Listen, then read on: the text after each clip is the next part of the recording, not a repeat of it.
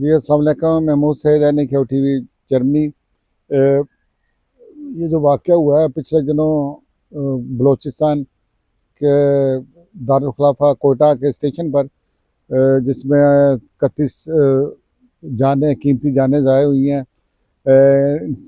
اور بہت سارے لوگ زخمی ہوئے ہیں، اور یقینی طور پہ میری طرح سارے ہی پاکستانی جو وہ اس بات سے دکھی ہیں اور غمزدہ ہیں۔ ہم جو لواحقین ہیں ان کے دکھ کے میں برابر شریک ہیں۔ تو ذری وہی روایتی بات تو یہی ہے کہ حکومت وقت کو چاہیے جو یہ ملزمان ہیں یا ان کے پشت پناہ جن کے یہ اعلیٰ کار ہیں ان کو پکڑے، ان پر آئینی ہاتھ ڈالے اور ان کو کیفر کردار تک پہنچائے۔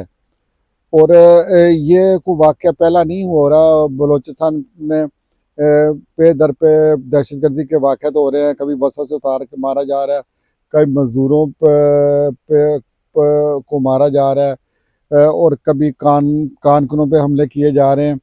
یعنی آپ یہ کہہ سکتے ہیں کہ بلوچستان میں جو دشمن طاقتیں ہیں وہ کافی میرا خیال میں طاقتور ہو چکی ہیں، جو یہ آئے دن یہ واقعات کرتے ہیں۔ حالانکہ ہمارے وزیر داخلہ صاحب نے فرمایا تھا جب مزدور شہید ہوئے تھے کہ یہ ایک ایس ایچ او کی مار ہے۔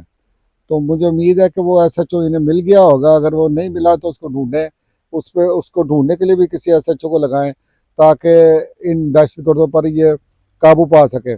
تو جو ماضی قریب کے جو حالات ہیں اس میں سے یہی پتہ چلتا ہے کہ ہندوستان جو ہے نا، چونکہ یہ دشمن ملک ہے ہمارا، اور اس کی شروع سے ہی کوشش رہی ہے کہ اپنا پاکستان میں انتشار پیدا کرے۔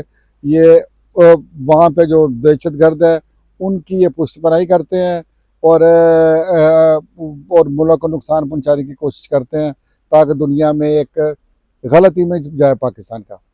تو ہمیں یقین ہے کہ ہماری جو سیکورٹی فورسز ہیں، ایجنسیاں ہیں، وہ آئندہ ایسے اقدامات کریں گی کہ ایسے اندوناک جو واقعات ہیں دوبارہ نہ ہو سکیں۔